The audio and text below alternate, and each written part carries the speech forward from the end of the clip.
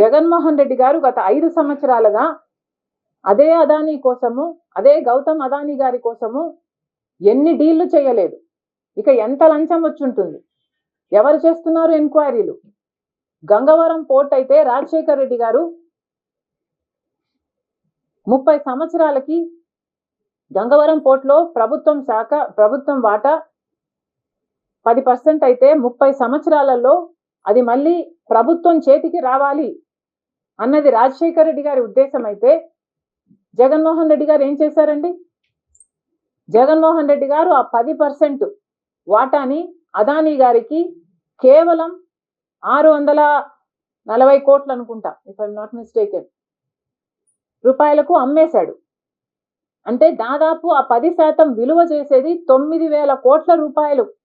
తక్కువ లేకుండా విలువ చేసే ఆ 10%ని కేవలం 640 కోట్ల రూపాయలకే జగన్మోహన్ రెడ్డి గారు అదానికి కట్టబెట్టేశారు.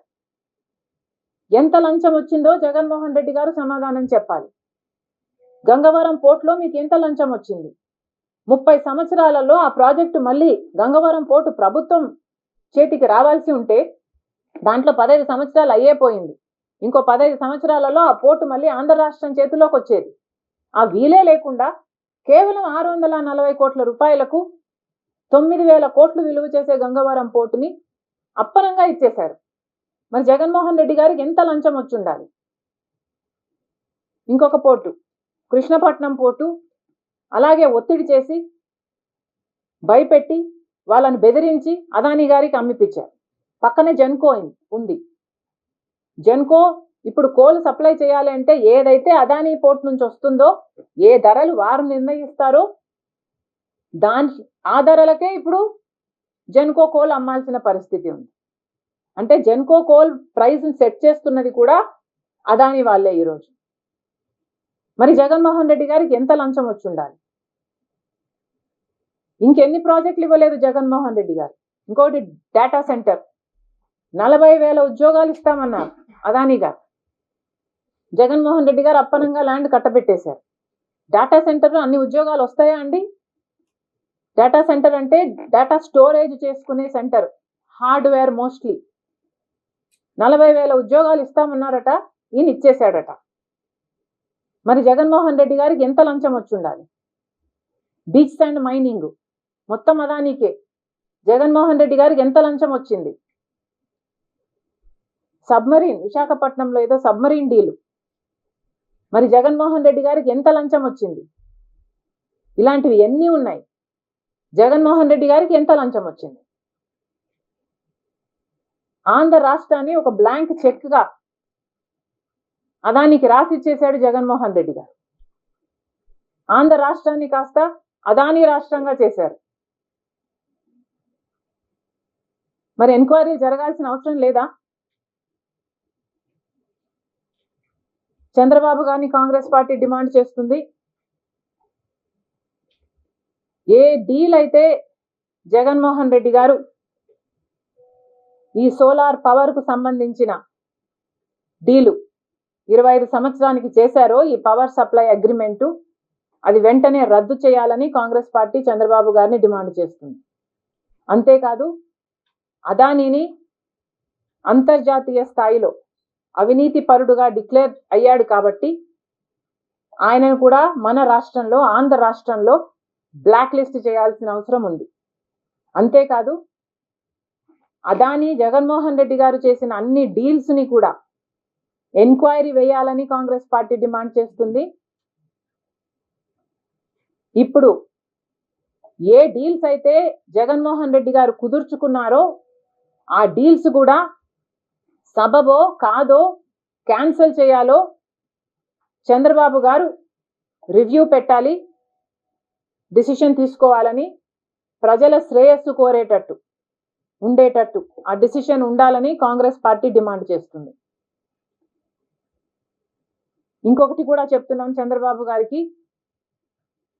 చంద్రబాబు గారు ఇది వరకు జగన్మోహన్ రెడ్డి గారు ఏ రకంగా అయితే అదానీ గారితో అంత స్నేహంగా ఉన్నారో, అన్ని ప్రాజెక్టులు కట్టబెట్టారో, అదే బాటలో చంద్రబాబు గారు నడవకూడదని కాంగ్రెస్ పార్టీ హెచ్చరిస్తుంది. ఎలాగైతే జగన్మోహన్ రెడ్డి గారి హయాంలో అదానీ గారు అన్ని ప్రాజెక్టులు అన్ని బిజినెస్ డీల్స్ను సమకూర్చుకున్నారో మళ్ళీ అదే పొరపాటు చంద్రబాబు గారి హయాంలో కూడా జరగకూడదని కాంగ్రెస్ పార్టీ డిమాండ్ చేస్తుంది. ఎందుకంటే ఇప్పటికే అదానీ చాలా ప్రాజెక్టులలో రోడ్ల దగ్గర నుంచి పోర్ట్ల దగ్గర నుంచి చాలా ప్రాజెక్టులలో ఆంధ్రప్రదేశ్ దగ్గర అర్జీలు పెట్టుకొని ఉన్నారు. మేము ఈ ప్రాజెక్టులు చేస్తాము అన్న ప్రాజెక్ట్ లిస్టు చాలా పెద్దది. చంద్రబాబు గారు ఇవన్నీ పరిగణలోకి తీసుకోవాలి. అదానీ గారిని బ్లాక్ లిస్ట్ చేయాలి. ఇక మీద ప్రాజెక్టులు ఇవ్వకూడదు. ఇచ్చిన డీల్స్ను కూడా రివ్యూ చేయాలి. ఈ సోలార్ పవర్ సప్లై అగ్రిమెంట్ చేసింది జగన్మోహన్ రెడ్డి గారు చేసిన అగ్రిమెంటుని వెంటనే రద్దు చేయాలని కాంగ్రెస్ పార్టీ డిమాండ్ చేస్తుంది. అంతేకాదు ఈరోజు భారతదేశం ప్రధానమంత్రిగా మోడీ గారు ఉన్నారు. మోడీ గారు అదానీ వేరు వేరు అని ఎప్పుడూ అనిపించలేదు. అదానీ ఈజ్ మోడీస్ ఫండర్, డబ్బులు ఇచ్చేవాడు. మోడీ ఈజ్ అదానీస్ ప్రొటెక్టర్, రక్షణ కల్పించేవాడు. ఇదే చూశాను. మోడీ అదానీ గత 10 సంవత్సరాలుగా ఒక్కరనే చూశాం, ఒక్కటిగానే పనిచేయడం చూశాం. మన దేశంలో ఇప్పటికే వందల కొద్ది మొదానీ స్కామ్లు ఉన్నాయి. కాంగ్రెస్ పార్టీ గొంతు చించుకొని ఎన్నిసార్లు ఎంక్వైరీలు వేయమన్నా ఒక్క ఈడీ కానీ ఒక సెబీ కానీ, సెబీ చీఫ్ కూడా వాళ్ళ చేతుల్లోనే ఉంది, ఒక్కసారి కూడా అదానీ మీద ఒక్క చర్య కూడా తీసుకోలేదు మోడీ గారు. కానీ ఈరోజు అమెరికాలో సెబీకి ఈక్వలెంట్ అయిన అక్కడ సెక్యూరిటీస్ అండ్ ఎక్స్చేంజ్ కమిషన్ అవినీతికి పాల్పడ్డాడు అదానీ అని చెప్తున్నా కూడా, వాళ్ళు ఇండైక్ట్ చేసినా కూడా, అంటే ఎఫ్ఐఆర్ లాంటిది నమోదు చేసినా కూడా ఈ రోజు వరకు కూడా మోడీ ఇప్పటికీ కూడా యాక్షన్ తీసుకోకపోతే ఇక మోడీ అవినీతిలో కూరుకుపోయాడన్న విషయం దేశ ప్రజలకు స్పష్టంగా అర్థం అవ్వాలి, అవుతుంది. మళ్ళీ చెప్తున్నా, ఇది దేశానికే అవమానకరం. గౌతమ్ అదానీ అన్నవాడు కేవలం గత 10-12 సంవత్సరాలలోనే ఎంతగా ఎదిగాడో దేశమంతా చూసింది. ఈరోజు he is probably one of the top 1 or 1st or 2nd richest man. ఎలా సాధ్యమైంది? కేవలం మోడీ గారు అండగా నిలబడ్డాడు కాబట్టి. ఎంత అవినీతి ఉన్నా ఒక్క ఏజెన్సీ కూడా భారతదేశంలో, ఒక సెబీ కానీ, ఒక ఈడీ కానీ, ఒక సిబిఐ కానీ, ఒక ఐటీ కానీ, ఏ ఒక్కరూ కూడా ఒక్క యాక్షన్ కూడా తీసుకోలేకపోయారు మోడీ మీద, కేవలం అదానీ మీద. కేవలం మోడీ గారి రక్షణ ఉంది కాబట్టి.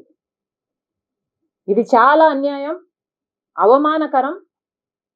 ఈరోజు ఎక్కడో అమెరికాలో గౌతమ్ అదానీ గారి బండారం బయటపడ్డం మోడీకి అవమానం, భారతదేశానికి అవమానం.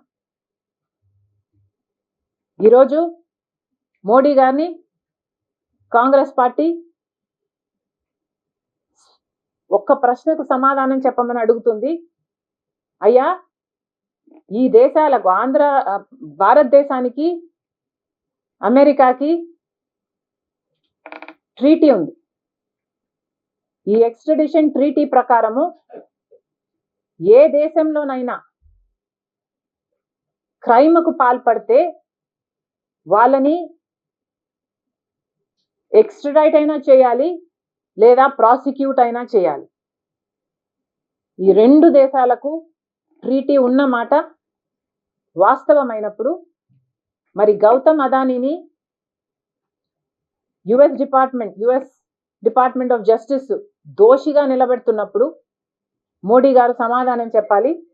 మీరు మోడీ గారిని ఎక్స్ట్రడైట్ చేస్తారా, అంటే అక్కడికి పంపిస్తారా ఎంక్వైరీ కోసం, లేదా ఇక్కడే ప్రాసిక్యూట్ చేస్తారా? ట్రీటీ ప్రకారం ఈ రెండిట్లో ఏదో ఒకటి మోడీ గారు చేయాలి. గమ్మన ఊరుకోవడానికి వీల్లేదు. సో మోడీ గారు ఏం సమాధానం చెప్తారో ఏం చేస్తారో దేశ ప్రజలందరూ చూస్తున్నారు. మోడీ గారు పెద్ద పెద్ద మాటలు చెప్పడం కాదు, మేము దేశానికే కాపలా కుక్కలం అంటున్నారు. ఉట్టి మాటలకే పరిమితం.